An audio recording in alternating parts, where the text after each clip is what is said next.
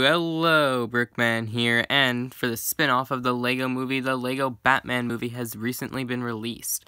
Don't get me wrong, this was a great film, but all good films have their cons, so here are the top 5 worst parts of the LEGO Batman movie. So without further ado, let's get into this. Number 5.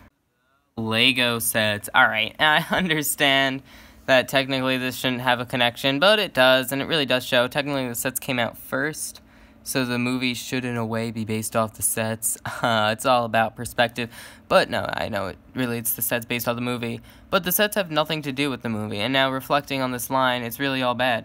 Like, all these vehicles were so minor in the film. I mean, not all of them. The Batmobile, Bat-Scuttler, maybe even Batwing, Batcave, obviously. I mean, they all did have big parts, but mainly the villains' vehicles were all so littly seen, and all the scenes recreated by the sets were not in the movie, unless you're saying every single LEGO Batman movie set is based on the very beginning scene of the LEGO Batman movie.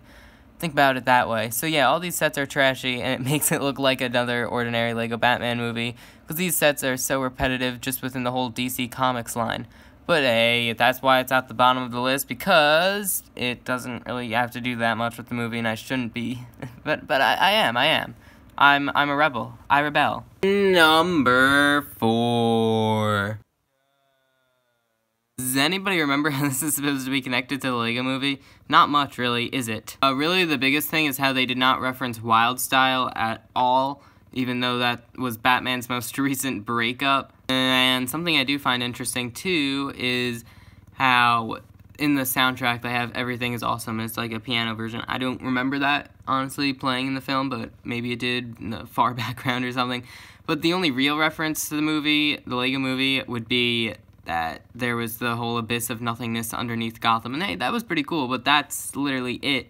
Nothing else, no other connection. I was really hoping this could be something big, maybe even show some hints towards the LEGO movie 2, but it didn't. 3. Alright, don't get me wrong, the cast is amazing. We got Will Arnett as Batman, Michael Cera as Dick Grayson, Zach Galifianakis as Joker, Ralph Fiennes, you know, all these great people. But then you have the even better, more famous people, perhaps. Like, for example, do you know that Conan O'Brien is the Riddler? Like, wow. And what did he say? Like, riddle me this. What just happened? Like, what else did he say? Maybe a few background things. So look at all these great people, though, like, really. And then, yeah, they were so hardly in it. They did not get enough speaking time. And I understand, like, so many characters, when you have that many characters in the film, like, it's hard to give them that many lines, but still, why get such a great cast and just throw them to waste? Number 2! Yeah, so, Batman and his on and off emotions, it's really, like, what? Make up your mind now. What happened is, like, you keep having these really happy moments, he's finally, like, part of a family, and then he suddenly just gets upset at spontaneous moments again. Goes from happy to sad and happy to sad, so many constantly different times. And really, the LEGO movie was better, where like they just have that one. Oh gosh. I am so sorry. Okay. Sorry, I'm watching this clip now. It's just too good. But anyways. Are you looking at the old family pictures again? Yes. No, I wasn't. Okay. Sir, Okay. What my main point is that the LEGO movie had a much better ending. Where, like, they saved all the emotional, dramatic stuff for the very end. But the LEGO Batman movie just kept happening throughout the whole middle, beginning to end. And he finally becomes a good family man at the end, for some reason, even though he kept almost becoming a family man. And the whole middle, you know, it's complicated. And there's a big explosion. Number 1. What's it gonna be? What's it gonna be?